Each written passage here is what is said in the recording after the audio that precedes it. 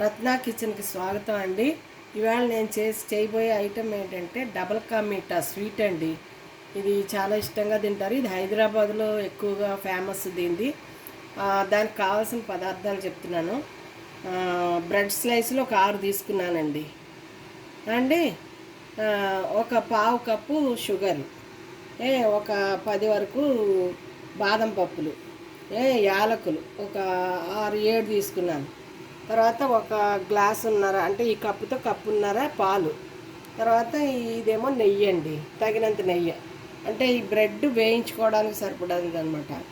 అది ఎంత కాస్తే అంత వేసుకోవచ్చు, లేకపోతే తగ్గించుకోవచ్చు, అది మన ఇష్టం. అది ఓకేనండి. మళ్ళీ తర్వాత నేను అన్ని ప్రాసెస్ చేశాక మళ్ళీ చూపిస్తాను మీకు. అగోనండి, పాలు స్టవ్ మీద పెట్టుకున్నాము. ఆ పాలు కొంచెం చిక్కగా కాగాలి, అది దగ్గర దగ్గర రావాలి. కొంచెం క్రీమ్ మిల్క్ అయితే గమ్మును గట్టి పడుతుంది కనుక సరిపోతుంది. ఇది కొంచెం లేట్ అవుతుంది, ఒక పిసరు. కొంచెం 0% పాలు అనమాట ఇవి, అందుకని కొంచెం టైం పడుతుంది. ఈ బ్రెడ్కి 4 వైపులా ఉన్నది ఎడ్జ్ కోసేసుకోవాలండి. ఇలాగా ఇలా ఎడ్జ్ అంతా కోసేయాలి, కట్ చేసేసుకోవాలి. కట్ చేసేసుకున్నాక అప్పుడు మనం ఇలా స్క్వేర్గా కట్ చేసుకుంటే బాగుంటుంది అనమాట. ఇగోనండి, ఇలా ముక్కలు. ఇవన్నీ ఇప్పుడు నెయ్యి వేసి వేయించుకుంటాను అనమాట అండి.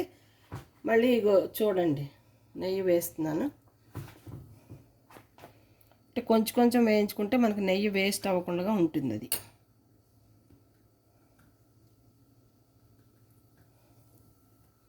నెయ్యి కూడా అప్పుడు ఎక్కువ పట్టకుండానే ఉంటుంది.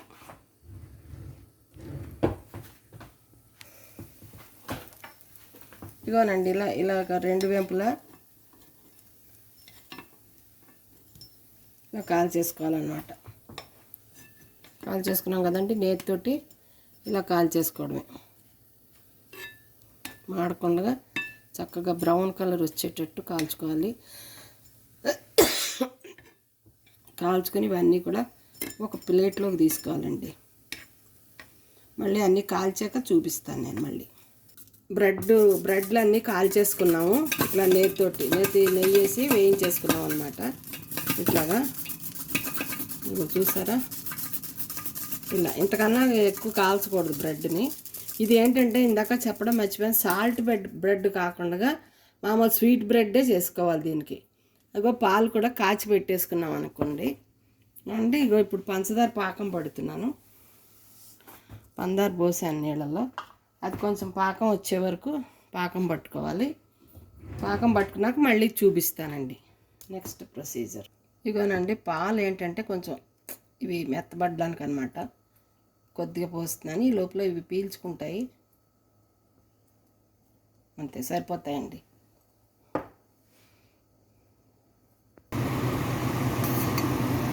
ఇప్పుడు పాకం పట్టేసానండి. తీగ పాకం రావాలంతే, అంతకన్నా పెద్ద ఎక్కువ పాకం అక్కర్లేదు. మరీ ఎక్కువ వచ్చేసిందంటే చూసారండి, తీగ పాకం అలా రావాలి. అలా వస్తే అయిపోయింది.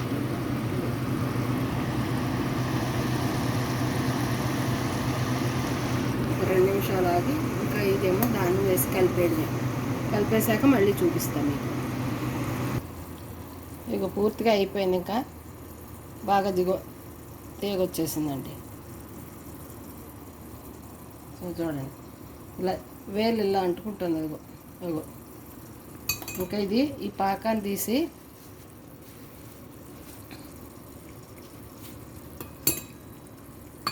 దాంట్లో పోసేద్దామండి.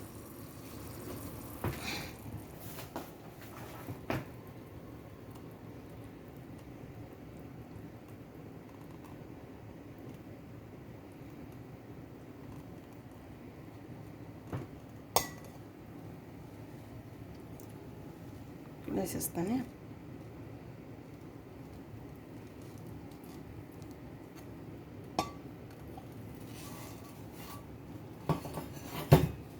ఇప్పుడు దీనికి ఇగోనండి, యాలకుల పొడి వేసేస్తున్నాను.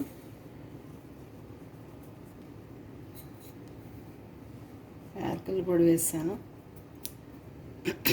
అలాగనే జీడిపప్పులను బాదం పప్పులు కలిపి వేసేస్తున్నా, కట్ చేశాను. అది కూడా వేసేస్తున్నానండి. ఇంతే డబల్ కా మీఠా అంటే. చక్కగా ఇగో ఇలా అంటే బాగుంటుంది. ఇలా ఒక్కొక్కటి తీసి ఇలా వేసుకుని తింటే చాలా బాగుంటుందండి. మీరందరూ కూడా ఆస్వాదించండి, తిని ఎలా ఉందో కామెంట్ చేయండి, సబ్స్క్రైబ్ చేయండి, తర్వాత బెల్ ఐకాన్ నొక్కండి. ఎప్పట్లాగే మీరు నాకు ఎప్పుడు కూడా నాకు సహాయం చేయండి. మీ సహాయమే నాకు చాలా ముఖ్యమైన ఇదండి. అందుకని తప్పకుండా చేయండి. Thank you very much.